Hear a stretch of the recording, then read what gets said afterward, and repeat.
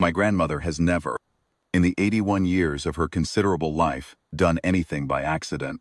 I did not know that going into Greenvale Park in the autumn of my 35th year, or rather, I knew it in the abstract, the way a man knows the sea is deep while he stands safely on the dock. It was not until I was already well beneath the surface that I understood she had not invited me to a country house party at all. She had invited me to a reckoning. There were 40 guests at Greenvale, girls and their daughters. A marquis who had recently come into his father's fortune and spent most of it on his cravat. 3 young women of exceptional beauty who had each been described to me, separately, by their respective mothers, as everything a duke could wish for. I had smiled at each of them with the precise warmth I reserved for people I intended never to think about again. My grandmother found me at the edge of the terrace before supper and said, without preamble, "The girl at the far end of the table, the one beside Admiral Hewitt." I looked. A young woman sat next to the Admiral, who was quite deaf and had been for years, and was apparently, from the tilt of her head and the movement of her lips, having an entirely cheerful conversation with him anyway. She was simply dressed. Hair was neat. Nothing about her announced itself. "What about her?" I said. "She is going to be your wife," my grandmother said, and walked inside to take her seat.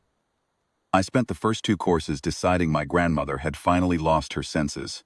I spent the third watching Miss Rosalind Vane explain something to Admiral Hewitt using only her hands. Some kind of enthusiastic pantomime that made him laugh so hard he nearly knocked over his wine, while every other guest at that end of the table carefully pretended not to notice she existed. By the 4th course I had forgotten to look away. She was seated beside me at breakfast the next morning. My grandmother's doing, naturally. I was gracious. I asked the expected questions. Miss Vane answered them without performance. No artful pauses, no practiced modesty, no sidelong glances to see if she was landing correctly. She told me she preferred the country to London because in the country the quiet was real, rather than arranged. She told me the Admiral was not actually as deaf as people believed. He simply did not much like most people, and had found selective hearing to be a useful solution. I laughed before I had thought to decide whether to. She looked at me with a sort of gentle, assessing frankness. The way a person looks at something they are genuinely curious about, and not at all afraid of, and said, "You don't do that often, do you? Laugh, I mean." No one had ever said that to me. Not like that. Not as an observation rather than an accusation.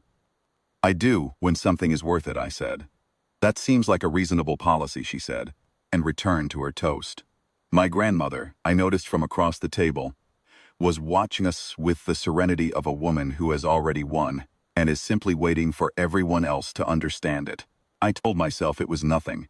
I was telling myself a great deal by the 3rd day. The afternoon she and I were left alone in the East Garden, owing to a sudden shower that drove every other guest indoors and which I later learned my grandmother had predicted from the barometer at 11 that morning. I ran out of things to tell myself. We walked under the elm trees where the canopy was thick enough to keep the rain off. She talked about her younger sisters with the same clear-eyed fondness she had for everything else she discussed, the kind of love that does not need to be performed, because it simply is. She spoke of the way her eldest sister moved through a room, like a ship in full sail, she said, and the way the youngest hoarded ribbons she never used but refused to give away. She spoke of them as though they were wonders, and I understood, listening to her, that she saw everyone around her that completely.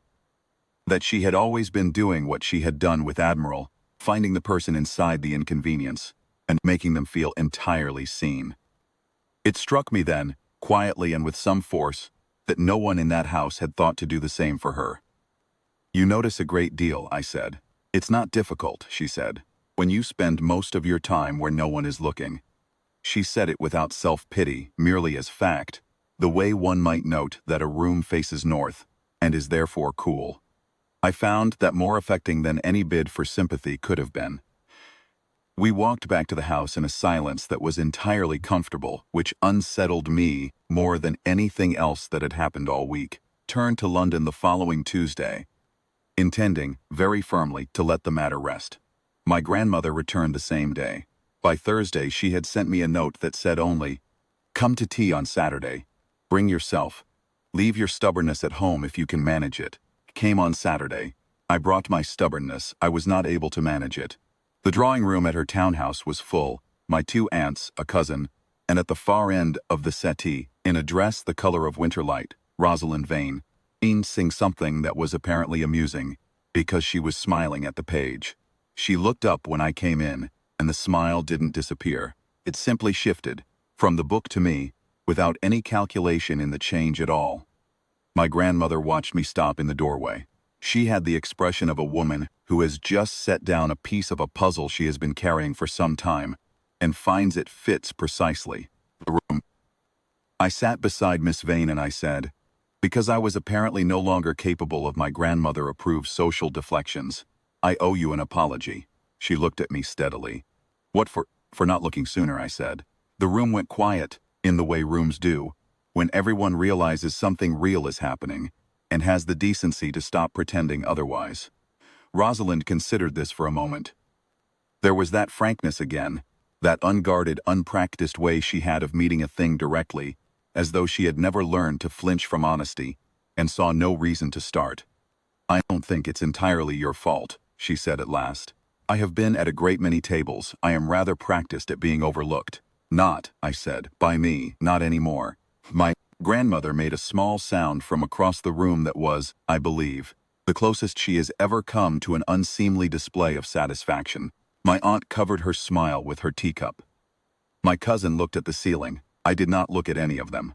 Rosalind's hands were folded in her lap. She looked at mine, then back at my face, and I saw in her eyes what I had seen beneath those elm trees, that clear, complete attention she gave everything she decided was worth seeing. Your grandmother, she said quietly, is very wise. My grandmother, I said, is insufferable. Those aren't opposites, she said, and I laughed again. The real kind. The kind I had apparently been rationing for 35 years, without knowing why. And she smiled at me in that unguarded way, and I understood that every scheme, every arranged breakfast, every manufactured shower and contrived seating arrangement had been nothing more than my grandmother doing what Rosalind herself had done all along, looking past the surface of a person to find what was actually there. She had found me sooner than I had found myself. We were engaged before the month was out. My grandmother accepted our gratitude with the gracious composure of a woman who expected nothing less and considered the entire enterprise to have been, on balance, rather straightforward. I have since come to believe she was right.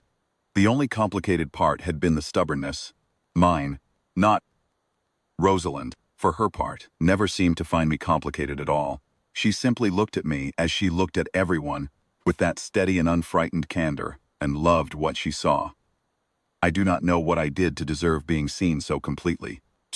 I know only that I have spent every year since trying to be worthy of it, and that on each of those mornings, when I watched her turn from the window, with the winter light on her face, and a book tucked under her arm, I am glad with the whole of my being that I had the sense to listen to my grandmother. At last,